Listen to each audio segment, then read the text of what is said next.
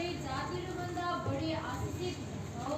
हजुर तिमीहरूको बीचमा कुनै नर वा नारी बाँझो हुने छैन, हजुर तथा तिमीहरूका गाई बस्तुको बीचमा नै। हजुर अर्को हामी पढ्छौँ भजन सङ्ग्रह 23 अध्याय। भजन सङ्ग्रह 23 अध्याय 1-2 पद। प्रभु मेरा गोठाला हुनुहुन्छ, हजुर मलाई कुनै कुराको घटी हुने छैन। हजुर उहाँले मलाई हरिया खड्काहरूमा सुताउनुहुन्छ, हजुर उहाँले मलाई शान्त पानीनिर डोराउनुहुन्छ। धन्यवाद। अर्को हामी चाहिँ प्रेरित 2 प्रेरित 1 को 8 पद। प्रेरित 1 को 8 पद। र पवित्र आत्मा तिमीहरूमाथि आउनु भएपछि हजुर तिमीहरूले सामर्थ पाउनेछौ। हजुर र यरुशलेममा, हजुर सारा यहुदिया र सामरियामा हजुर अनि पृथ्वीको छेउसम्म 4 पद।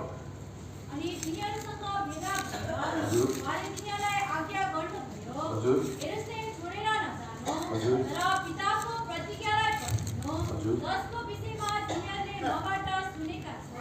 हजुर अर्को एउटा पढ्छौँ हामीले प्रकाशको पुस्तक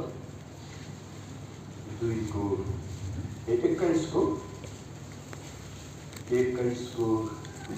7 पद। जसले जय पाउँछ, हजुर ऊ सबै कुराहरूको हकदार हुनेछ। हजुर अनि म उसको परमेश्वर हुनेछु, हजुर अनि उही मेरो छोरो हुनेछ। अर्को हामी पढ्छौँ प्रेरित 2:42। प्रेरित 2:42। अनि तिनीहरू प्रेरितहरूका शिक्षामा, हजुर सङ्गतमा, हजुर रोटी बचाइमा हजुर र प्रार्थनाहरूमा दृढतापूर्वक लागिरहे। प्रभुसँग सहायता निम्ति प्रार्थना गर्छौँ। जिउँदो विश्वासी अनुरोधकारी हामी सत्य पवित्र परमेश्वर, यो समयसम्म हजुरको उपस्थिति भएको छ। हामीलाई अनुग्रह दया गरेको भएको छ। धन्यवाद पाउँछु प्रभु। अब आजको सङ्गतिको यो मेरी सङ्गति हामीले हेर्न लागेको छ, वचनहरू धेरै पुऱ्याइरहेका छौँ। आशिष तपाईँले बक्सोस्, सुदौडा पुरुष खुवाउनुहोस्।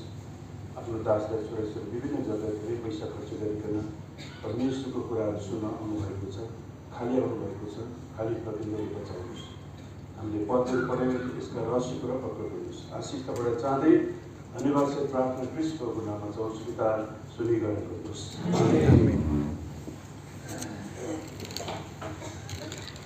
अघि हामीले धेरैवटा परमेश्वरको वचनहरू पढेर ती वचनहरू पढ्दाखेरि हामीले बुझिहाल्छौँ। हामीले